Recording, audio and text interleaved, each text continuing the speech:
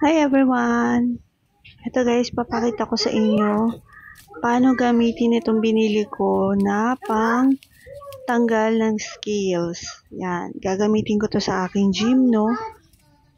Ito guys, from Thailand din ito. Ayan guys, di ko rin maintindihan yung kanyang mga nakasulat dyan. Yan, nabili ko ito for 88 pesos. So guys, ang tawag dun ay Aratox. And then, ito guys, yung aking gym na may scales. Ayan guys, kung makikita nyo yung mga puti-puti, ayan po yung scales. Dati guys, trinay ko na to na i-brush gamit ng alcohol. Pero ayan guys, bumalik pa rin siya. Pinalitan ko na rin to ng bagong soil mix. Pero ayan, talagang kulit yung scales at bumalik na naman siya. Kaya talagang bumili ako nitong Aratox. So, ito rin naman yung isa ko pang gym na guys. Ayan o, may mga puti-puti siya. Na feeling ko scales din o peste rin ito. Kaya ginamitan ko rin siya ng Aratox. Bali guys, sa kakadalawang beses ko na silang diligan ng Aratox. And then itong hawak ko na gym, no. Dati guys, meron tong scales. Sa kanya tumalab yung pag-brush ng may kasamang alcohol. So, hindi na bumalik. Pero dito, sa iba kong gym, no, ito, persistent eh. Talagang bumabalik. Ayun guys. Kaya, papakita ko sa inyo kung paano timplahin yung Aratox at paano ipandilig.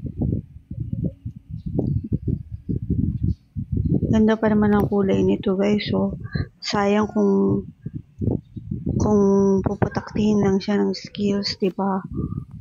So, ito. Sa 1 litro ng tubig, yan. Ito, tinansya ko lang guys kasi konti lang naman yung didiligan ko ng Aratox. So, itong hawak ko ng pakete ng Aratox na to ay para sa 5 litro ng tubig. Yan. So, ayan. Ito ang 1 litro. Sabihin na natin yung 1 litro. So, hahatiin mo yung laman nitong isang pakete na to sa 5. So, yung isang part na yun yung ihahalo mo sa 1 litro ng tubig.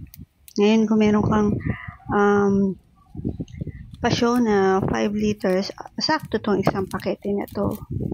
Pero since konti lang naman yung gagamitin ko guys, tansya ko lang siya, tinatansya ko na lang siya. Yan. Yan lang kadami, tatansyahin ko lang. Yan. Yan, ganyan lang.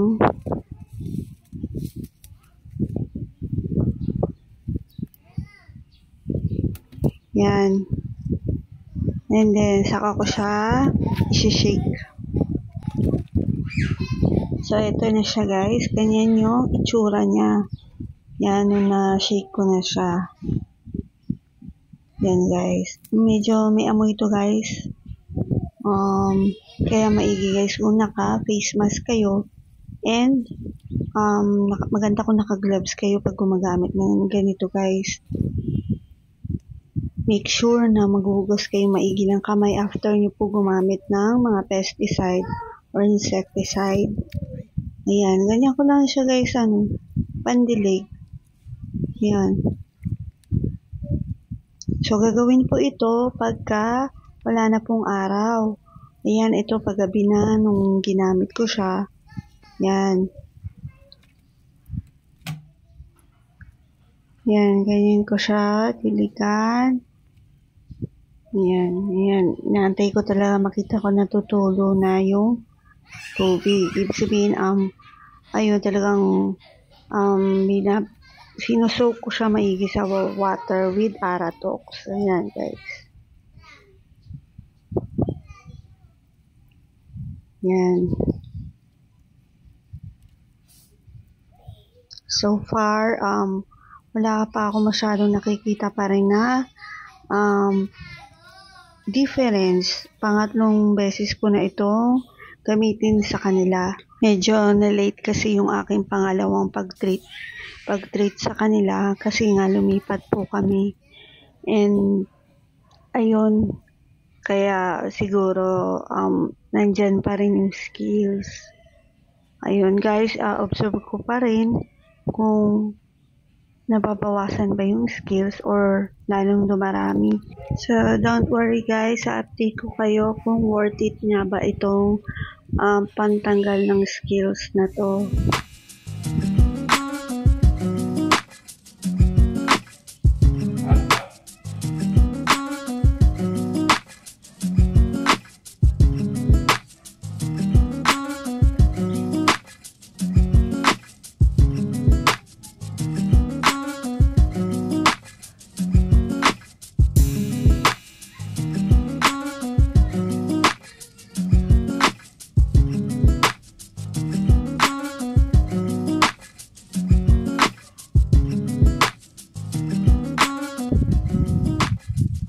So, yun lang guys. Thank you for watching.